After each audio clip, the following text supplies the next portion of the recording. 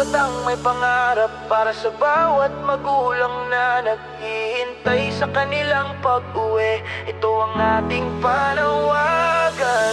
Maaga pa lang may bagnapasan, mga pangarap sa puso dala sa paaralan. Ngunit bakit may takot na sumasabay sa hakbang? Dapat ba'y mangamba kung ligtas pa ba mamayang uwian? Silid-aralan ay tahanan ng kaalaman, hindi lugar ng sigawan at karahasan. Bawat upuan may batang may pangarap, doktor, guro, inhinyero, gustong makaangat. Lahat makialam, wag nang manahimik kapag may nakikitang mali. Wag ipag-ibig balikat dahil minsan ng isang salitang may malasakit, nakakapigil ng sugat at trahedyang masakit. Mga magulang, kayo ang ilaw sa tahanan. Turuan ng anak ng respeto at kabutihan. Ang kaklase, hindi kalaban sa laban, kundi kapatid na may sariling pangarap at pangalan.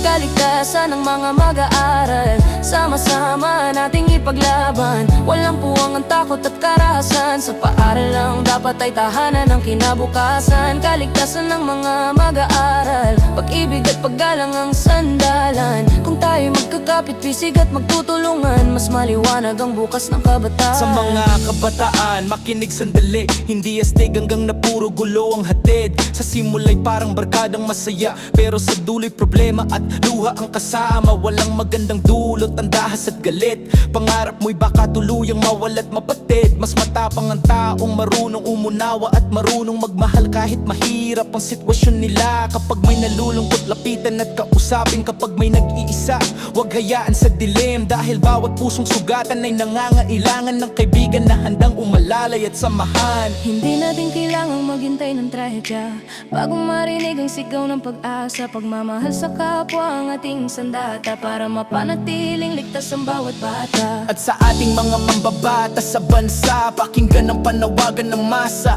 Panahon ng paigtingin ng proteksyon sa kabataan, at tiyaking may hustisya para sa mga biktima ng karahasan. Panagukti ng sino mang lumalabag sa batas, at parirali ng katarungang tapat at patas. Hindi sapat ang pangako, ang puro salita, kailangan ng aksyon para sa kinabukasan ng bata.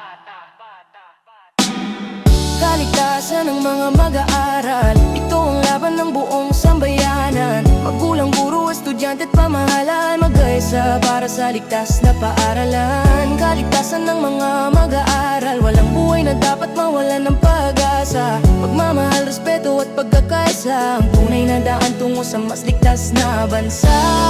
Ligtas ang mga mag-aaral, ligtas ang kinabukasan ng bayan.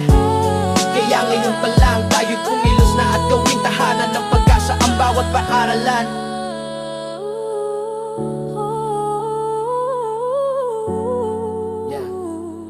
Kaligtasan ng mga mag-aaral, para sa pangarap ng bawat bata.